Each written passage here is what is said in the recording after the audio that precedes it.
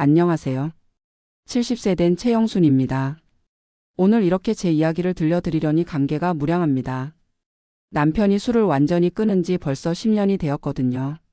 30년간의 긴 터널 같은 시간을 지나 이제야 진짜 평범한 부부가 되었다는 생각이 듭니다. 돌이켜보면 참 험난한 길이었어요. 그 시절을 떠올리면 지금도 가슴이 먹먹해집니다. 하지만 포기하지 않길 정말 잘했다는 생각이 들어요. 혹시 저와 같은 상황에 계신 분들께 조금이나마 도움이 되었으면 하는 마음으로 이 자리에 나섰습니다. 남편과 저는 1975년에 중매로 만나 결혼했어요. 그때 저는 25세, 남편 광호 씨는 27세였죠. 남편은 중소건설회사에서 현장 관리 일을 하는 성실한 사람이었어요. 그 시절엔 건설 경기가 좋아서 남편 월급도 괜찮은 편이었거든요. 한 달에 80만 원 정도 받았는데 그때로선 꽤 괜찮은 수입이었어요. 저희는 광주 동구 지원동 연립주택에서 신혼살림을 시작했어요. 작은 집이었지만 둘만의 보금자리가 있다는 게 그렇게 행복할 수가 없었죠. 남편은 새벽 일찍 나가서 저녁 늦게 들어오는 힘든 일이었지만 그래도 집에 오면 항상 웃는 얼굴이었어요. 여보, 오늘 하루 어떻게 지냈어? 하면서 제 손을 잡고 하루 있었던 일들을 들려주곤 했죠. 결혼 3년 차에 처자들을 낳고 6년 차에 딸을 낳았어요. 아이들이 생기니까 남편이 더욱 열심히 일했어요. 우리 애들 잘 키워보자. 좋은 아버지가 되고 싶어. 그런 말을 자주 했던 남편이었거든요. 그때만 해도 술은 거의 안 마셨어요. 회식이 있을 때나 명절 때 조금씩 마시는 정도였죠. 오히려 술 약한 사람이라고 할 정도였어요. 한 잔만 마셔도 얼굴이 빨갛게 되면서 머리가 아프다고 했거든요. 그런데 1990년 즈음부터 상황이 바뀌기 시작했어요. 남편이 40대 중반이 되었을 때였죠. 회사 동료와 함께 작은 건설업체를 차려보자는 얘기가 나온 거예요. 그때가 건설 경기가 좋을 때라 다들 사업을 해보려고 했어요. 처음엔 저도 반대했어요. 여보, 우리 지금도 충분히 잘 살고 있잖아요. 괜히 위험한 일 하지 말아요. 하지만 남편은 의욕에 차 있었어요. 지금이 기회야. 우리도 큰 돈 한번 벌어보자. 애들 대학 보낼 돈도 마련해야 하고. 결국 남편은 회사를 그만두고 동업자와 함께 건설업을 시작했어요. 처음 몇 개월은 순조로웠어요. 작은 공사들을 따내서 제법 수입도 괜찮았죠. 남편이 집에 와서 여보, 이번 달 수입이 200만 원이야. 하면서 좋아했던 기억이 나요. 그런데 1년쯤 지나면서부터 문제가 생기기 시작했어요. 부동산 경기가 나빠지면서 공사 물량이 줄어든 거죠. 그래도 남편은 일시적인 거야. 곧 좋아질 거야. 하면서 계속 버텼어요. 하지만 상황은 점점 나빠졌어요. 공사비를 제때 받지 못하는 일이 잦아졌고 자재비며 인건비는 계속 나가니까 빚이 쌓이기 시작했어요. 그때부터 남편이 스트레스를 받기 시작한 거죠. 처음엔 동업자와 술 한잔하는 정도였어요. 여보, 사업이 힘드니까 스트레스가 많아. 가끔 술 한잔하는 것 정도는 이해해줘. 그래서 저도 별로 대수롭지 않게 생각했어요. 그런데 점점 술 마시는 횟수가 늘어났어요. 일주일에 한두 번이던 게 사흘에 한 번, 이틀에 한 번으로 늘어났죠. 그리고 집에 오는 시간도 점점 늦어졌어요. 새벽 2시, 3시에 들어오는 일이 잦아졌거든요. 1992년 가을, 제가 평생 잊을 수 없는 날이에요. 남편이 새벽 3시쯤 들어왔는데 얼굴이 새하얗더라고요. 여보, 큰일 났어. 우리 망했어. 무슨 일이냐고 물어보니 부도가 난 거예요. 그때까지 빚이 4천만 원까지 불어나 있었어요. 남편과 동업자가 보증을 서 있던 대출금이었죠. 80년대 말 90년대 초만 해도 4천만 원이면 정말 큰 돈이었어요. 우리 집을 팔아도 모자랄 정도였거든요. 그날 밤 남편이 술에 취해서 벽을 치면서 울었어요. 내가 뭘 한 거야. 가족들을 이렇게 만들어버렸네. 저도 덩달아 울었죠. 아이들은 그때 중학생, 고등학생이었는데 앞이 캄캄했어요. 결국 우리는 집을 팔 수밖에 없었어요. 그나마 전세금을 빼고 나니까 빚을 다 갚지도 못했어요. 2천만 원 정도 빚이 남았거든요. 전세로 이사하면서 남편의 술이 더 심해졌어요. 죄책감과 스트레스 때문이었겠죠. 매일 저녁마다 술을 마시고 들어왔어요. 술값만 해도 한 달에 30만 원, 40만 원씩 나갔어요. 그때 남편이 일용직으로 일하면서 버는 돈이 한 달에 120만 원 정도였는데 거기서 술값이 그렇게 나가니까 생활이 정말 힘들었어요. 아이들 용돈도 제대로 주지 못하고 저는 밤마다 가계부를 보면서 어떻게 살아야 할지 막막했어요. 남편의 술버릇도 점점 나빠졌어요. 술만 마시면 성격이 완전히 달라졌어요. 평소에는 조용하고 온순한 사람이었는데 술만 마시면 고래고래 소리를 지르고 물건을 집어던졌어요. 내가 이 모양이 된 게 다 누구 때문이야. 차라리 죽어버릴까? 이런 말들을 술에 취해서 밤마다 했어요. 아이들이 아빠를 무서워하기 시작했어요. 큰아들이 어느 날 제게 그러더라고요. 엄마 아빠 술 끊게 할 수 없어요? 친구들한테 창피해요. 딸아이는 아예 아빠가 술 마시고 들어오는 시간에는 방문을 잠그고 나오지도 않았어요. 가족이 뿔뿔이 흩어지는 기분이었죠. 동네 사람들 시선도 괴로웠어요. 남편이 술에 취해서 큰 소리치고 비틀거리면서 다니니까 이웃들이 쑥덕쑥덕했어요. 아파트 관리사무소에서 민원이 들어온다고 연락이 오기도 했고요. 부녀회 모임에 나가기도 민망했어요. 다른 아주머니들이 저를 불쌍한 눈으로 바라보는 게 느껴졌거든요. 영순이 고생이 많네. 그런 말들을 뒤에서 하는 것 같았어요. 1995년쯤엔 정말 이혼을 생각했어요. 친정 어머니도 그런 남자와 살면 뭐하냐. 이혼해라.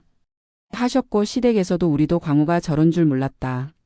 하면서 이해한다는 시기였어요. 큰아들도 엄마 아빠랑 이혼하세요. 우리가 엄마 모실게요. 그랬어요. 고등학생이 무슨 걱정을 그렇게 많이 했는지 지금 생각해도 마음이 아파요.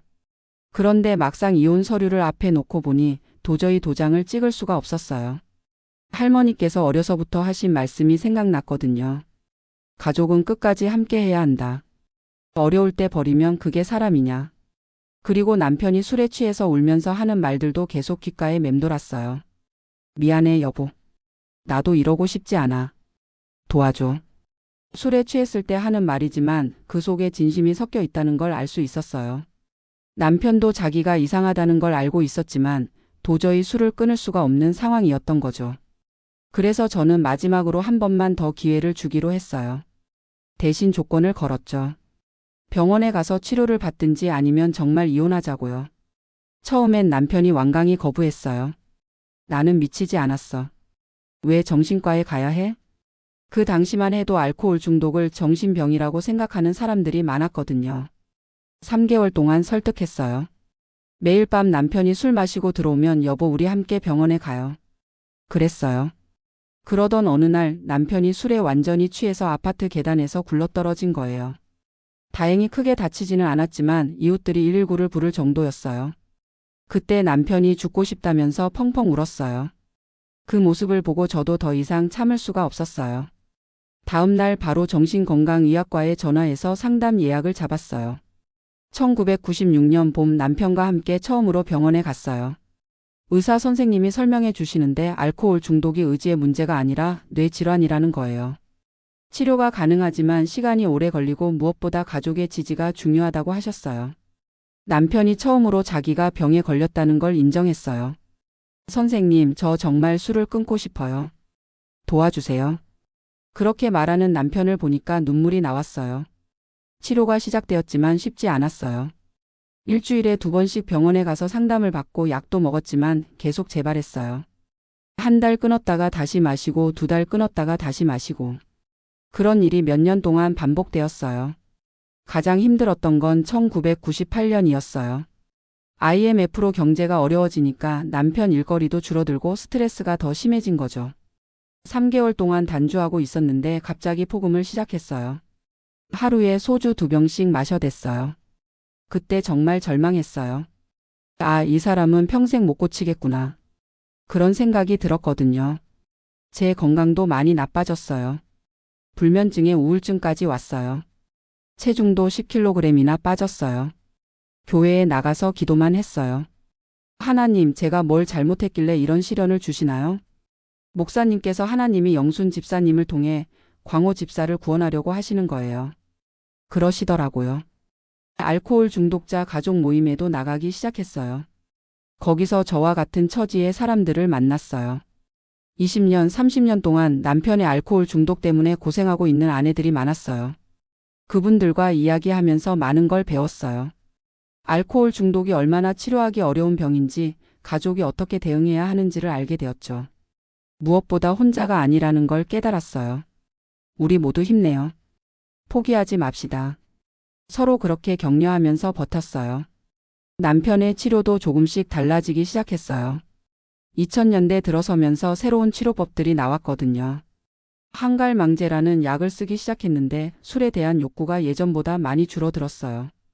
그리고 남편도 나이가 들면서 체력이 약해지니까 예전처럼 많이 마실 수가 없게 되었어요. 한 번에 많이 마시면 며칠 동안 몸살을 앓으니까요. 2005년쯤부터는 일주일에 한두 번 정도만 마시게 되었어요. 물론 그것도 문제였지만 매일 마시던 것에 비하면 많이 나아진 거였죠. 그때부터 남편과 함께 산책을 시작했어요. 술 마시고 싶을 때 함께 동네를 돌아다녔어요. 처음엔 10분도 못 걸었는데 점점 시간을 늘려서 1시간씩 걸을 수 있게 되었어요. 남편이 여보 걷고 나니까 기분이 좋아지네. 그러더라고요. 술 대신 운동이 스트레스 해소에 도움이 된다는 걸 알게 된 거죠. 2008년 남편이 60세가 되면서 완전히 일을 그만두게 되었어요. 그때가 또 위험한 시기였어요. 할 일이 없으니까 심심해서 술을 찾을 수 있거든요. 하지만 의외로 남편이 잘 버텨냈어요. 대신 작은 텃밭을 가꾸기 시작했어요. 집 근처에 있는 주말 농장을 빌려서 상추, 토마토, 고추 같은 걸 키웠어요. 매일 아침 텃밭에 나가서 물을 주고 잡초를 뽑고 그렇게 하루 종일 바쁘게 지내니까 술 생각할 시간이 없어진 거예요. 2010년 남편이 62세 되던 해에 드디어 완전히 술을 끊었어요. 특별한 계기가 있었던 건 아니에요. 그냥 어느 날부터 이제 정말 그만하고 싶다면서 술을 안 마시기 시작한 거예요. 처음 몇 달은 불안했어요. 또 언제 마실지 모르겠다는 생각이 계속 들었거든요. 하지만 6개월, 1년이 지나도 남편이 술을 안 마시더라고요. 이제는 정말 다른 사람이 된 것 같아요. 예전에는 짜증을 잘 내고 신경질을 부렸는데 지금은 정말 온화해졌어요.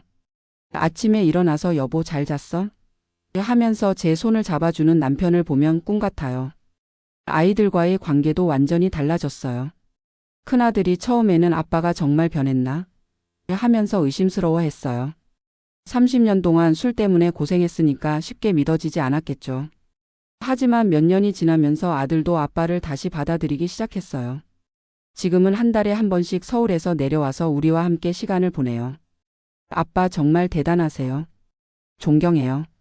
그런 말까지 하더라고요. 딸은 우리 근처에 살면서 일주일에 한 번씩은 꼭 와요. 엄마 아빠 완전히 달라졌네요. 진짜 다정한 할아버지 같아요. 손주들도 할아버지를 무척 좋아해요. 지금 우리는 정말 평범한 노부부예요. 매일 아침 6시에 일어나서 함께 산책하고 아침밥 먹고 텃밭 일도 하고 오후에는 동네 경로당에 가서 친구들과 이야기도 나누고 게임도 해요. 저녁에는 함께 TV 보면서 이 드라마 재미있네 하면서 웃기도 하고요. 이런 평범한 일상이 이렇게 소중한 줄 몰랐어요. 경제적으로는 여전히 넉넉하지 않아요.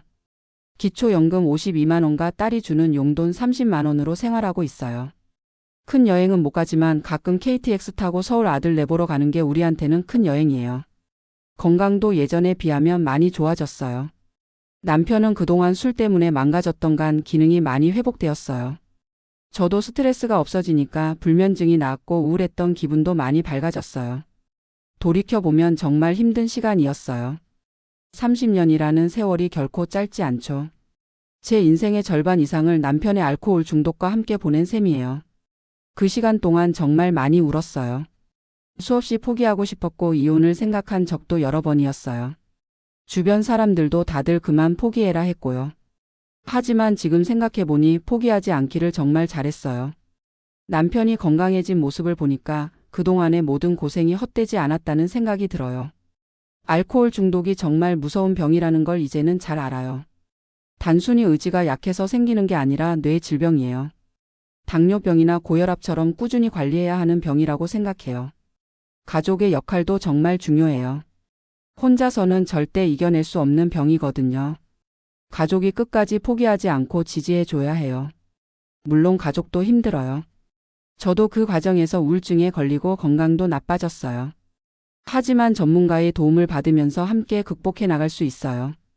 치료받는 과정에서 가장 중요한 건 재발을 당연한 것으로 받아들이는 거예요. 남편도 몇 번씩 재발했지만 그럴 때마다 다시 시작하자고 격려했어요. 포기하면 끝이지만 다시 시작하면 희망이 있거든요. 지금도 가끔 남편이 그래요. 여보, 나 때문에 고생 많이 했어. 미안해. 그럼 저는 그런 소리 하지 마요. 우리 이제 행복하잖아요. 그래요. 과거를 후회하기보다는 지금 이 순간이 소중해요.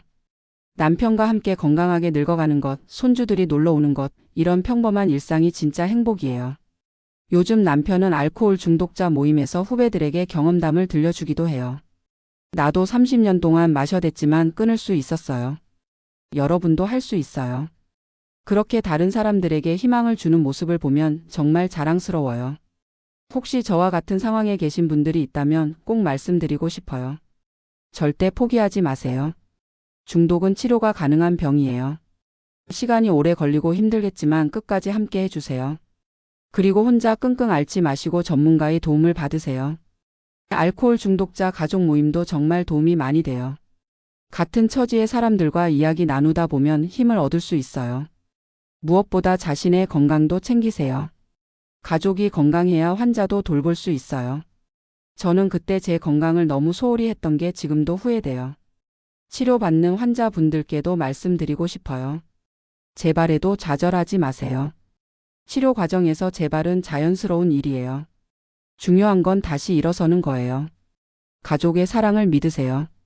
아무리 힘들어도 가족은 끝까지 여러분을 기다려줄 거예요. 그 사랑에 보답하는 마음으로 치료에 임하세요. 저희 부부는 이제 평범한 할머니, 할아버지가 되었어요. 손주들과 놀아주고 딸과 아들에게 맛있는 밑반찬 해주고 그런 소소한 일상을 즐기고 있어요. 며칠 전에 남편이 그러더라고요. 여보, 나는 참 행복한 사람이야. 이렇게 좋은 아내와 함께 늙어가다니. 그 말을 듣고 눈물이 났어요. 정말 오랜만에 남편 입에서 행복하다는 말을 들었거든요. 30년 전만 해도 우리가 이런 날이 올 줄 상상도 못했어요. 하지만 포기하지 않고 끝까지 함께했기 때문에 지금의 행복이 있는 거예요. 인생에는 정말 힘든 시기가 있어요. 터널 같은 시간이 언제 끝날지 모르겠고 빛이 보이지 않을 때도 있어요. 하지만 그 터널을 끝까지 걸어가면 반드시 출구가 있어요. 저희 부부가 바로 그 증거예요. 지금 남편은 동네에서 모범 할아버지로 통해요. 아파트 관리사무소에서 봉사활동도 하고 경로당에서는 어르신들 심부름도 해드려요. 광호 씨는 참 착한 사람이야 라는 말을 들을 때마다 제가 다 뿌듯해요. 예전에 남편을 안 좋게 봤던 이웃들도 이제는 완전히 달라졌어요. 영순이네 남편 완전히 사람이 변했네. 대단해. 그런 말들을 들으면 그동안 참고 견뎌온 보람을 느껴요. 손주들과의 관계도 정말 각별해요. 큰손자가 중학생인데 할아버지한테 고민 상담도 하고 공부도 같이 해요. 할아버지가 제일 좋아요라고 말하는 손주를 보면 가슴이 벅차오려요. 작은 손녀는 할아버지가 텃밭에서 기른 토마토를 제일 좋아해요. 할아버지 토마토가 세상에서 제일 맛있어요. 그런 말을 들을 때마다 남편이 얼마나 행복해하는지 몰라요. 요즘 남편의 하루 일과는 이래요. 새벽 6시에 일어나서 라디오 체조부터 시작해요. 그 다음에 저와 함께 30분 정도 동네를 산책하고요. 아침 먹고 나서는 텃밭에 가서 2시간 정도 농사일을 해요. 점심 먹고 낮잠을 조금 자고 오후에는 경로당에 가서 친구들과 바둑도 두고 화투도 쳐요. 저녁에는 집에서 저와 함께 TV 보면서 이런저런 이야기를 나눠요. 정말 평범한 일상이지만 이게 얼마나 소중한 건지 알아요. 남편이 술을 끊고 나서 가장 달라진 건 표정이에요. 예전에는 항상 찌푸린 얼굴에 짜증스러운 표정이었는데 지금은 항상 온화한 미소를 띠고 있어요. 아침에 일어나서 여보 안녕히 주무셨어요? 라고 인사하는 남편을 보면 정말 새 사람 같아요. 기억력도 많이 좋아졌어요. 술 마실 때는 깜빡깜빡하는 일이 많았는데 지금은 약속도 잘 기억하고 집안일도 척척 해내요. 여보 오늘 딸 오는 날이니까 미역국 끓여줘야겠네. 이런 말을 스스로 하는 걸 보면 정말 대견해요. 건강검진을 받을 때도 의사 선생님이 깜짝 놀라세요. 간 수치가 정말 많이 좋아졌네요. 술을 완전히 끊으신 지 얼마나 되셨어요? 10년 됐습니다. 라고 대답할 때마다 뿌듯해요. 저도 남편 덕분에 많이 변했어요. 예전에는 항상 불안하고 초조했는데 지금은 마음이 정말 평온해요. 밤에 잠도 잘 오고 입맛도 좋아져서 체중도 정상으로 돌아왔어요. 친구들과의 관계도 다시 회복했어요. 그동안 창피해서 피하고 다녔던 부녀의 모임에도 다시 나가기 시작했어요. 영순아, 정말 고생 많았다. 이제는 행복하게 살아. 친구들이 진심으로 축하해 주더라고요. 교회에서도 간증을 여러 번 했어요. 하나님의 은혜로 남편이 완전히 새 사람이 되었습니다. 그렇게 말할 때마다 눈물이 나요. 정말 기적 같은 일이거든요. 알코올 중독자 가족 모임에서는 이제 제가 선배가 되었어요. 새로 오신 분들에게 제 경험담을 들려드리고 격려해드려요. 저도 30년 동안 고생했지만 포기하지 않았어요. 여러분도 할 수 있어요. 그분들이 절망적인 표정으로 제 이야기를 들을 때 옛날의 제 모습이 떠올라요. 그때의 제가 얼마나 힘들었는지, 얼마나 외로웠는지. 그래서 더욱 진심으로 위로해 드리려고 해요. 몇 달 전에는 20년 동안 남편의 알코올 중독 때문에 고생하고 계신 분이 오셨어요. 언니, 정말 치료가 될까요? 20년째인데도 계속 마셔요. 그분의 절망적인 목소리가 가슴을 찔렀어요. 그래도 포기하지 마세요. 저는 30년 걸렸어요. 시간은 오래 걸리지만 반드시 길이 있어요. 그렇게 말씀드렸더니 그분이 울면서 고마워하시더라고요. 최근에 그분이 연락이 왔어요. 남편분이 드디어 병원 치료를 받기로 했다는 소식이었어요. 그런 소식을 들을 때마다 정말 기뻐요. 제 경험이 누군가에게 도움이 된다는 게 이렇게 보람찬 일인지 몰랐어요. 남편도 이제는 자신의 경험을 나누는 일을 하고 있어요. 알코올 중독자 자조 모임에서 새로 오신 분들에게 이야기를 해드려요. 저도 30년 동안 마셨습니다. 하지만 지금은 완전히 끊었어요. 여러분도 할 수 있어요. 처음에는 자신의 과거를 이야기하는 걸 부끄러워했어요. 하지만 지금은 내 경험이 다른 사람에게 도움이 된다면 얼마든지 이야기하겠다고 해요. 그런 남편을 보면 정말 자랑스러워요. 우리 부부의 이야기가 책으로도 나왔어요. 알코올 중독 관련 단체에서 사례집을 만들 때 저희 이야기를 넣어달라고 해서요. 30년간의 사랑으로 이겨낸 알코올 중독이라는 제목으로 실렸어요. 그 책을 보고 연락 오시는 분들이 계세요. 책 보고 희망을 얻었어요. 저희도 포기하지 않고 해보겠어요. 그런 연락을 받을 때마다 우리의 고생이 헛되지 않았다는 생각이 들어요. 가끔 남편과 함께 그 시절 이야기를 해요. 여보, 그때 정말 힘들었지? 응, 나도 힘들었지만 당신이 더 힘들었을 거야. 그러면서 서로 고마워해요. 남편은 당신이 포기하지 않아줘서 고마워라고 하고, 저는 포기하지 않고 끝까지 치료받아줘서 고마워라고 해요. 이제는 과거의 아픈 기억들도 모두 소중한 추억이 되었어요. 그 힘든 시간들이 있었기 때문에 지금의 행복이 더욱 소중하게 느껴져요. 건강할 때는 건강의 소중함을 모르잖아요. 평범한 일상이 얼마나 큰 축복인지도 모르고요. 저희는 30년간의 고생을 통해서 그걸 깨달았어요. 지금 우리 부부의 목표는 건강하게 오래 사는 거예요. 남편은 90까지는 살아야지. 손주들 결혼하는 거 봐야 해라고 해요. 저도 그래요. 우리 이제 시작이에요 라고 대답해요. 실제로 그래요. 진짜 부부 생활은 지금부터인 것 같아요. 30년 동안은 치료에 매달려서 진정한 부부 시간을 못 가졌거든요. 이제야 서로를 온전히 사랑할 수 있게 되었어요. 요즘은 여행도 다녀요. 크게 멀리 가지는 못하지만 가까운 곳으로 당일치기 여행을 해요. 남편이 여보 벚꽃 보러 가자라고 하면 둘이서 버스 타고 나들이를 가요. 그런 시간들이 정말 달콤해요. 젊은 부부들처럼 손잡고 걸으면서 이런저런 이야기를 나눠요. 저기 꽃 예쁘지? 점심은 뭐 먹을까? 이런 평범한 대화가 이렇게 행복할 줄 몰랐어요. 사진도 많이 찍어요. 예전에는 남편이 술 때문에 얼굴이 부어있고 표정이 어두워서 사진 찍기를 싫어했어요. 지금은 남편이 먼저 여보 여기서 사진 찍자라고 해요. 밝고 환한 표정으로 찍은 사진들을 보면 정말 새 사람 같아요. 앨범도 새로 정리했어요. 술 마시던 시절 사진들은 거의 다 어둡고 우울해 보이는데 술 끊고 난 후 사진들은 모두 밝고 행복해 보여요. 같은 사람인데 이렇게 다를 수가 있나 싶을 정도예요. 손주들도 할아버지, 할머니의 변화를 느끼는 것 같아요. 할머니, 할아버지 얼굴이 왜 이렇게 좋아졌어요? 할아버지가 건강해지셔서 그래. 그렇게 대답해주면 손주들이 좋아해요. 큰 손자는 이제 고등학생이 되었는데 가끔 할아버지에게 인생 상담을 받아요. 할아버지, 저도 힘들 때가 있어요. 그러면 남편이 그래, 인생에는 힘든 일도 있지. 하지만 포기하지 말고 이겨내야 해. 그런 조언을 해줘요. 남편의 말에는 무게가 있어요. 30년간의 고생을 통해 얻은 지혜가 담겨 있거든요. 그런 할아버지의 조언을 듣고 자라는 손주들이 바르게 클 것 같아 기뻐요. 작은 손녀는 할머니, 할아버지와 시간 보내는 걸 제일 좋아해요. 할머니, 할아버지랑 있으면 재미있어요.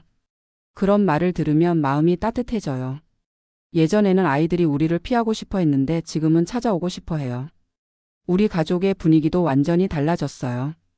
예전에는 집에 오면 무거운 침묵이 흘렀는데 지금은 웃음소리가 끊이지 않아요. 명절에 가족들이 모이면 정말 화목해요. 큰아들도 이제는 아버지를 진심으로 존경한다고 해요. 아버지가 정말 대단하세요. 30년간 술을 마셨던 사람이 완전히 끊다니. 그런 말을 들을 때마다 남편이 얼마나 기뻐하는지 몰라요. 딸은 지금도 일주일에 한 번씩 꼭 와서 안부를 물어봐요. 아버지 요즘 어떠세요? 술 생각 안 나세요? 전혀 안 나와. 이제는 술이 뭔지도 모르겠어. 남편이 그렇게 대답하면 딸이 환하게 웃어요. 경제적으로는 여전히 빠듯하지만 마음만은 부자가 된 기분이에요. 돈으로 살 수 없는 평화와 행복을 얻었거든요. 가족이 건강하고 화목한 것보다 더 큰 재산이 어디 있겠어요. 건강 관리도 열심히 하고 있어요. 병원에 정기 검진도 받고 운동도 꾸준히 해요. 남편은 혈압약 하나만 먹고 있는데 나이에 비해 정말 건강한 편이에요. 저도 당뇨 초기 진단을 받았지만 식이 조절과 운동으로 잘 관리하고 있어요. 두 사람 다 큰 병 없이 건강하게 지내고 있는 게 정말 감사해요. 요즘 남편의 새로운 취미는 책 읽기예요. 예전에는 술만 마셨는데 지금은 도서관에서 책을 빌려와서 읽어요. 주로 건강 관련 책이나 자서전 같은 걸 읽는데 읽고 나서 저한테 내용을 들려줘요. 여보, 이 책에 이런 이야기가 나와. 그렇게 책 내용을 공유하는 시간도 즐거워요. 함께 이야기 나눌 거리가 생긴 거죠. 저는 뜨개질을 다시 시작했어요. 손주들 옷도 떠주고 남편 조끼도 떠줘요. 여보가 떠준 조끼가 제일 따뜻해. 남편이 그렇게 말하면 기분이 좋아져요. 우리 부부만의 작은 전통도 생겼어요. 매달 남편이 단주한 날을 기념해서 케이크를 하나씩 사요.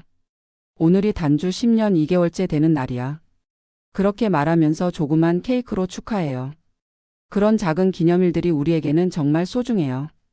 하루하루가 승리이고 한 달 한 달이 기적이거든요. 그래서 더욱 감사한 마음으로 살아가고 있어요. 가끔 과거를 생각하면 꿈만 같아요.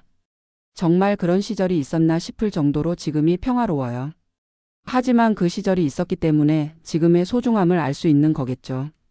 제가 오늘 이야기를 하는 이유는 단 하나예요. 지금 알코올 중독 때문에 고생하고 계신 모든 분들께 희망을 드리고 싶어서예요. 중독자 분들께는 이 말씀을 드리고 싶어요. 절대 포기하지 마세요. 아무리 오래 마셨어도 아무리 많이 실패했어도 치료할 수 있어요. 제 남편이 바로 그 증거입니다. 가족분들께는 이 말씀을 드려요. 힘들겠지만 끝까지 함께 해주세요. 혼자서는 절대 극복할 수 없는 병이에요. 가족의 사랑과 지지가 가장 큰 힘이 됩니다. 전문가의 도움도 반드시 받으세요. 저 혼자 끙끙 앓을 때는 길이 보이지 않았지만 상담을 받으면서 희망을 찾을 수 있었어요. 알코올 중독은 치료 가능한 질병이라는 걸 꼭 기억하세요. 무엇보다 자신을 사랑하세요. 환자든 가족이든 모두 자신을 탓하는 경우가 많아요. 하지만 이건 누구의 잘못도 아니에요. 병일 뿐이에요. 시간이 오래 걸려도 괜찮아요. 저희는 30년이 걸렸지만 더 빨리 회복하시는 분들도 많아요. 각자의 속도가 있는 거니까 조급해하지 마세요. 재발에도 좌절하지 마세요. 재발은 치료 과정의 일부예요. 다시 일어서면 되는 거예요. 저희도 수십 번 실패했지만 결국 성공했잖아요. 마지막으로 이 말씀을 꼭 드리고 싶어요. 여러분도 반드시 할 수 있어요. 제가 할 수 있었다면 여러분도 할 수 있어요. 포기하지 말고 끝까지 함께 이겨내세요. 지금 저와 남편은 정말 행복합니다. 늦었지만 진정한 사랑을 나누며 살고 있어요. 여러분에게도 반드시 이런 날이 올 거예요. 그 날을 믿고 오늘 하루도 힘내세요. 여러분 모두를 응원합니다. 감사합니다.